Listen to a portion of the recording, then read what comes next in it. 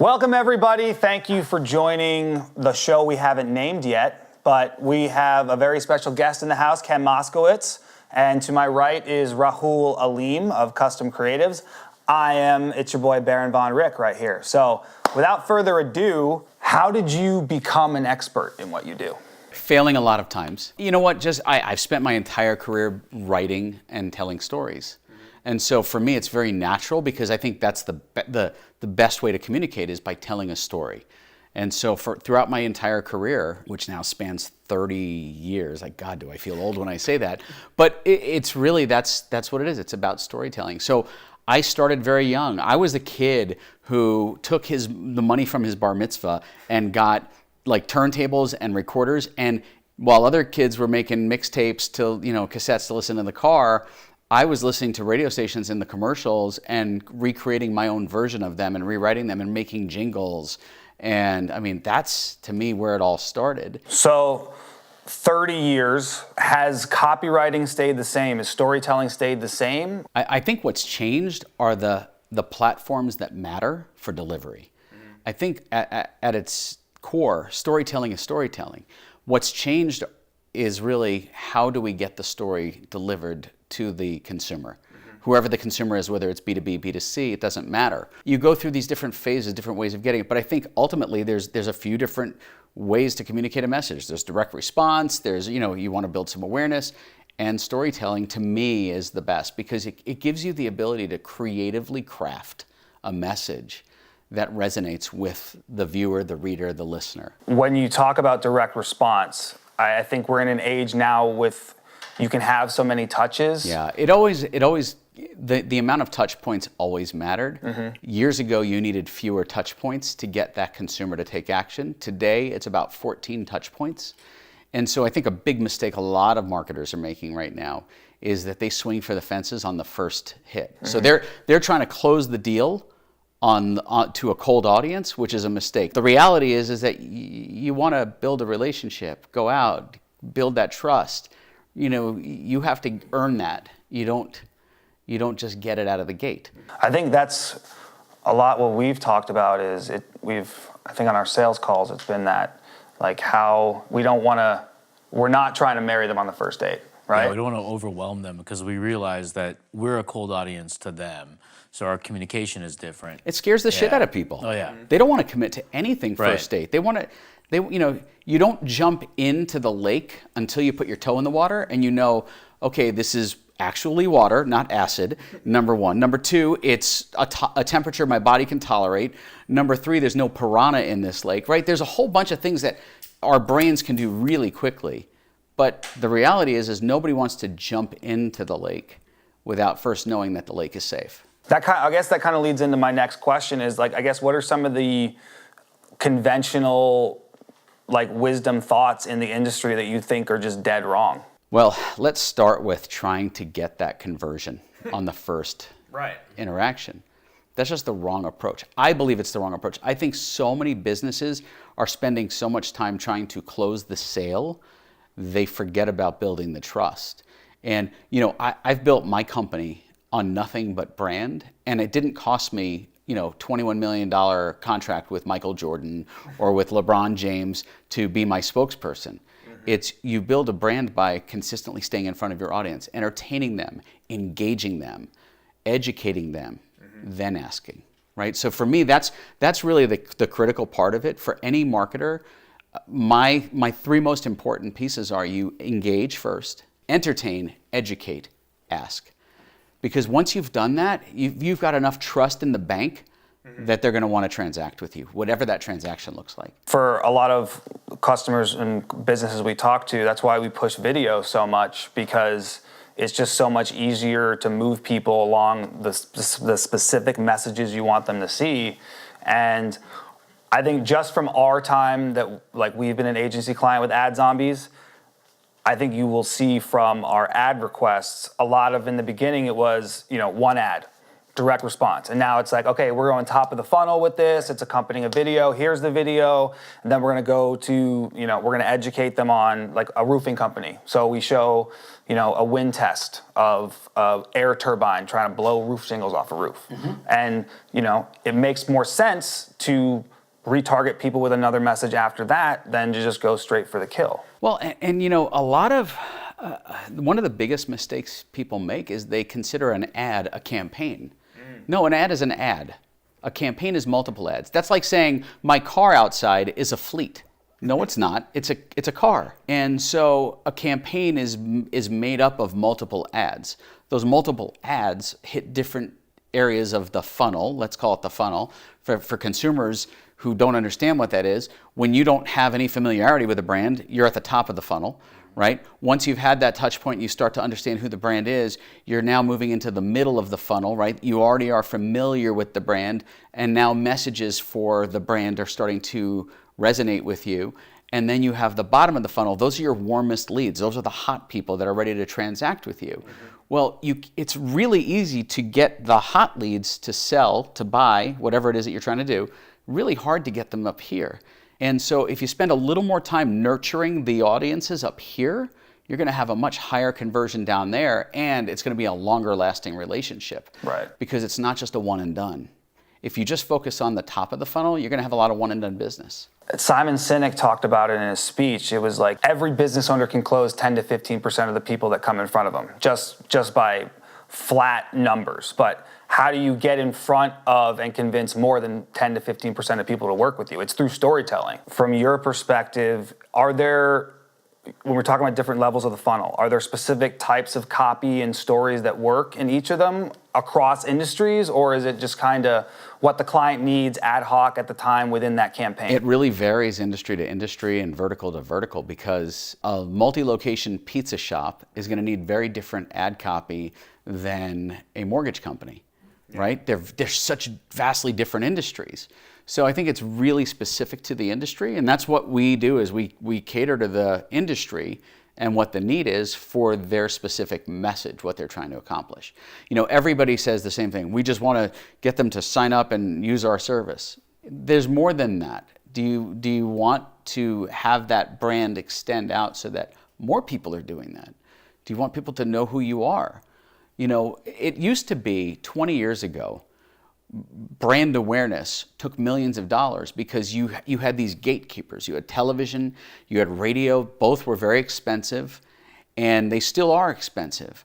But now there's so much fragmentation. There's so many other options. There's Hulu, there's Facebook video ads, there's Instagram, right? There are all these channels to get in front of people. If I wanted to get in front of 13-year-old kids to sell candy from there's like a big sweet shop in Chandler, the way I would do it is Snapchat. You have the ability to really target so well now, but I think it's the message is very, very defined based on what the business is. Right, so like going to communications and channels and whatnot. So I know that there's a model of know, like, and trust, right? Mm-hmm. So what is that? Awareness, engagement, conversion. Yeah. Do you ever look at it the opposite way? Because that's personally how I feel. It's more of trust, like, and know. Because if you just met me and you're in the mood to hire a marketing agency, if I started off saying, when I was a kid, I always wanted to be a marketer, I don't know if that's the right engagement at that time because we're having a B2B relationship. I would go into kind of like, here's what our organization does. Here's how we grow business. Here's results. So at the same time, I'm at the trust and the know level. Right. And then they'll get to like me or whatever that top one is, the know part, where they get to know who I am as a human. So I always look at it as an opposite funnel. Sure, and I like that approach. I want to change your thinking on something Yeah. if I can. There is no such thing as B2B anymore. Everything It's human is to B2C. human. Everything is B2C. Yeah. The problem is most people in business don't know that. And so they're still trying to do this business to business marketing. I just saw an ad for a client that we're working with, a high level company that before we started working with them, and all of their ads are about the benefits of their, we'll just call it an engine. Well, the benefits of their engine, who cares about the benefits of the engine? Why should I care about the benefits of the engine? But they're targeting a B2B audience, and they don't even know who they're targeting and why. They just say, well, we need to run these ads on Facebook. Why? What's your goal? Well, we want to get in front of more businesses. What businesses? Why? Right? They don't understand that. But the reality is that the ad, the true audience is the consumer that takes commercial jetliners. Right. Because this particular engine is X pounds lighter, X pounds faster, produces more thrust. So the engine that gets you from here to there in less time. You mentioned something earlier about how you only built your company on branding. I think you saw a need in the marketplace and you jumped on it, you tested, and then you were just like, I have to go all in. Right. I mean, that's what I remember with it. So I guess, how did you see that need, and really what made you decide to kind of just go? This business truly started by accident. I will never tell anybody, oh yeah, I had this thing planned out, and there was no plan. This was an accident. You told me one time that you just started helping people Correct. for free for no reason. I was in a Facebook group, and somebody had written some ad copy for a plastic surgeon, and the ad wasn't converting. And so he, in this Facebook group, and it was a bunch of marketers, he reached out for help and said, hey, this ad sucks, it's not converting. Anybody have any advice, guidance, whatever? Well, a bunch of people were commenting and just shit all over the ad. And so I just jumped in and I said, well, first of all, I said, you're targeting, an audience for plastic surgeon, specifically for breast augmentation. You really approach this from a guy's perspective. You've got to change it. The message shouldn't come from here. It should come from here. Mm-hmm. And so I'm really trying to help him redirect. And then in the comments of that Facebook post, I rewrote the entire ad, which was the one action I took that started this snowball. And so about 15 people said, wow, I wish I could write like that. It was so emotional and moving. And there were some women who DM'd me saying, oh my gosh, that brought tears to my eyes. Because it's very, very personal. Right, yeah. Right? If a woman chooses to have breast reduction, breast enhancement, whatever the reason is, there's a reason that's very personal for her. And so if you can tap into that raw emotion through storytelling, and that's what I did, is tap into it through empathy, telling a story of a fictitious character who had a life-changing experience because she finally felt the confidence that she lacked, because it was a very personal feel, a very personal story. And so that started it. These people commented they wish they could write like that, and all I did was say, hey, if you ever need help, hit me up, email me, DM me, I'm happy to help you. Because to me, writing ads, creative copy, is effortless. It's like taking a breath. By the end of the weekend, I had like over 100 requests for copywriting help. And I'm like, holy crap, people don't know how to write ad copy. And which to me was remarkable, because I think that by default, everyone has the same superpower that I have, right? Sure, yeah. Everybody knows how to write an ad. That's easy. It's effortless.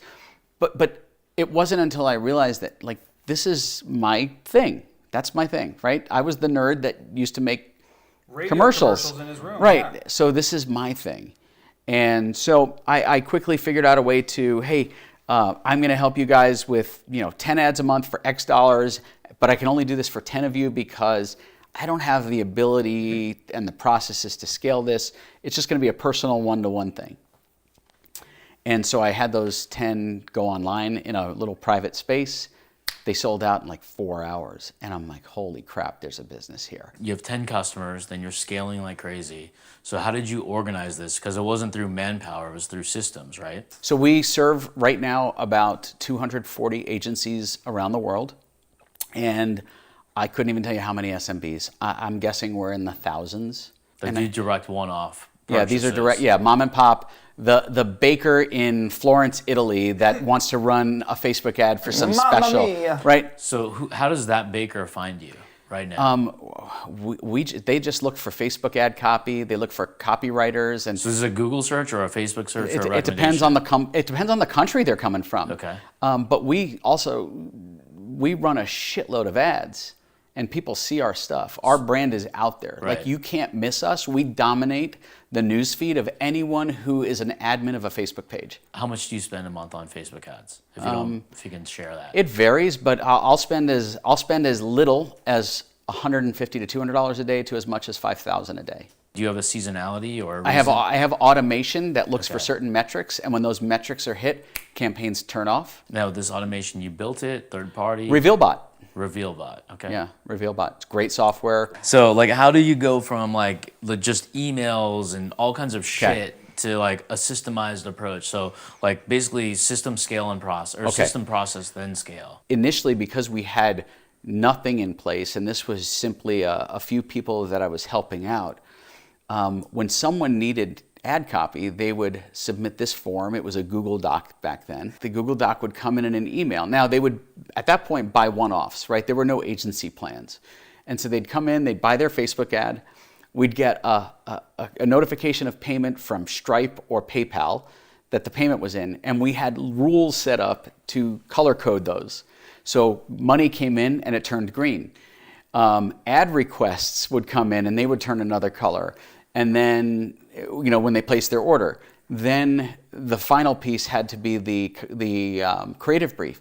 And so once we had matching colors, this is how ghetto it was. We had matching colors that all had the same order number on it. Okay, this was ready to go into production. But it was so bad because at that point it was me and like a couple of friends that were helping me from the creative side of my other company. And it was ugly. And I would spend hours a day trying to match up shit. It was bad. How can copy complement a video? And kind of what do you look for? Do you just try to rehash what's in the video from a transcription, or are you trying to come at it from a different angle? I always prefer the copy that's in the video, or the text or the animation, or whatever it is that you're trying to, in terms of words. Layered over the video? I like those to complement what you see in the body copy, but not to be identical to it. Engage, entertain, educate, ask. So we like to start with that engage and entertain really quickly, really early on. Because if we can do that, then educating them is a natural next step. Asking them is easy. Don't just run an ad for a day. Test different creative. Different people like different flavors of ice cream, right? You're an ice cream fan. What's your favorite flavor? 31 flavors, mint chocolate chip. Okay, mint chocolate chip. What's your favorite flavor? I'll go with chocolate malted crunch. But if I served you mint chocolate chip and kept serving it to you, would you respond to mint chocolate chip? Not if I like chocolate malted crunch. Right. No, yeah. And so people deliver an ad to an audience and they think that this ad's going to work for everyone. It doesn't. You have to have different messages. There's a reason Baskin-Robbins has 31 flavors. Not everybody likes mint chocolate chip. Some people like baseball nut. But ultimately, it's all ice cream. But you want to serve different messages to the same audience, because not every message is going to resonate with every person.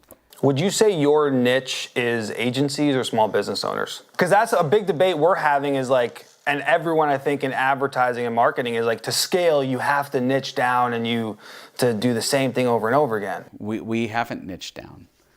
We serve a lot of agencies and we serve a lot of small business owners. We serve more SMBs than we do agencies. Our niche is copywriting, right? The vertical that we write for is irrelevant. I don't necessarily agree or disagree with that you have to niche down. I just know that our niche is what we do. Right. Who we serve doesn't matter. But from organic posts, because I know there's a lot of companies out there that do community management, do you offer a service of like a content calendar of saying, well, fill in your next 30? Zero. No interest whatsoever. None. Right? Because we serve a lot of the companies that do that. Right. And they're having us write stuff for them. For the paid ads. Right. Right. And so we have no interest in doing that. We stay in our lane, and I'm going to continue to say that because staying in our lane has helped us grow. And I guess that goes back to niching down, right? Our niche is copywriting, and we're going to stay in that lane. Are we going to offer that as a service? No. When does your book come out? Mid-September to late September, but it will be this summer. It'll just be the later part of summer. And it's Jab Till It Hurts, Gary Vee's book, Jab, Jab, Jab, Right Hook. Yeah, so Gary gave his blessing on the title, the cover. His team has been remarkable. They're just amazing people. And the book comes out let's just call it late summer, early fall. So if people wanted to get in touch with you, find out, talk to you, personally, professionally, where would they go? Adzombies.com. If they have stuff they want to connect with me directly, they can go to the website, go to the About Us page, scroll to the bottom. You can connect with me directly right there. Facebook, Instagram, all over the place. Just look for Ad Zombies.